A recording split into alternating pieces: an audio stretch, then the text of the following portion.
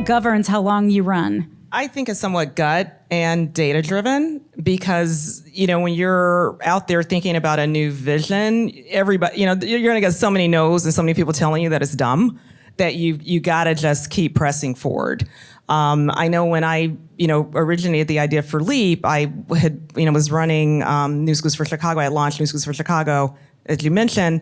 And, we had opened about 80 schools. It was at the point of, look, we are not going to be able to transform education fast enough by just opening new schools models, even as innovative and as interesting as they are, and that we really have to kind of bridge over into technology and leveraging personalized learning.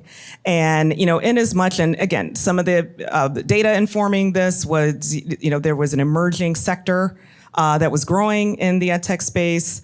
There was a lot more pressure on educators and principals to increase learning, increase performance, and they reached a plateau. So, we kind of used some of that, but even still, I mean, my organization was a subsidiary of the Civic Committee, and I could not convince the CEO of the Civic Committee to shift gears. So I said, look, can I take a third of my time and, think through this?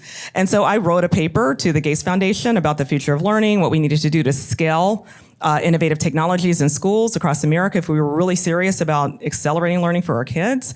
And they gave me the seed funding to launch LEAP. So I left the Civic Committee and launched LEAP Innovations.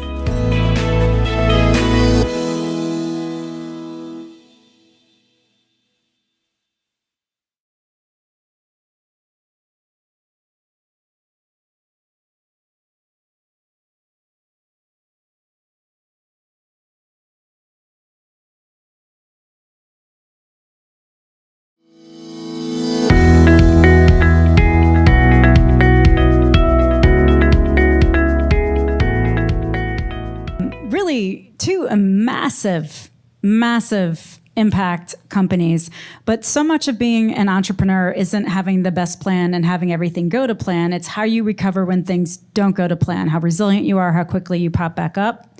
Can you tell us about a failure you may have not openly talked about before?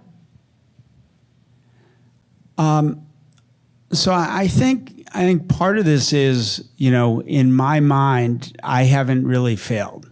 But I've learned a tremendous amount. And I really believe that. And, we've been lucky to mint, I think it's more than 30 CEOs from my various companies. And in fact, I'm very proud that at Livongo, the first two CEOs out of Livongo, both running companies worth more than $500 million, were women, really exciting. And then 4 presidents that followed them. But I joke, but it's not really a joke, and that is they've seen us try a tremendous amount of things and fail at them. But it wasn't a failure. It was like, okay, we learned that didn't work. We learned this didn't work.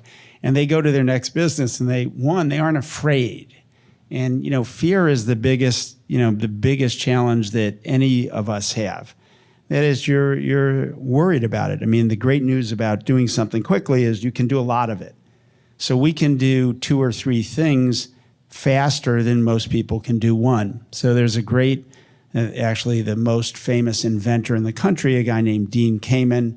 Many of you know him for inventing the insulin pump or the artificial arm that many of our veterans have to wear if they lose an arm, or the Segway, which is not his best invention. But Dean invented a clock, and it came from this thing that people said to him. They said to him regularly, well, 2 steps forward, but 1 step back. And that was meant to be kind of a negative. And he said, but the reality is that's 3 times the experience, and it's still 1 step forward. So why are you making that sound bad? So he has this clock that goes 3 steps forward, 1 step back, and it keeps perfect time. And that's kind of the answer. So, I don't see it as failure. There's another quote, that this woman, Ashley Brilliant, says, and she says, why don't we grow braver as we grow older? Why are we so scared to try things? And it's because of that word failure. Nobody wants to fail. Well, we don't fail. We just do a lot of stuff. Sometimes it doesn't work. You say, don't do that again. And I think at our companies, and there's a few people in the audience who have been victim of this, when you do something wrong, there's this old saying that says, correct in private, praise in public. And we do the opposite. When somebody makes a mistake, we tell everybody about it. And that way, everybody learns. And when somebody has a big win, we don't say, oh, that salesperson, they closed it. No, it's the whole team. Whole team won together. But you've got to get a thick skin to be able to say, oh, we didn't fail. We just found a lot of ways that wouldn't work. And we'll keep trying until we do. And so, I really, in my mind, I don't say, oh my God, I failed. I say, you know what, that didn't work. Let's try something different. And let's keep trying until we get it.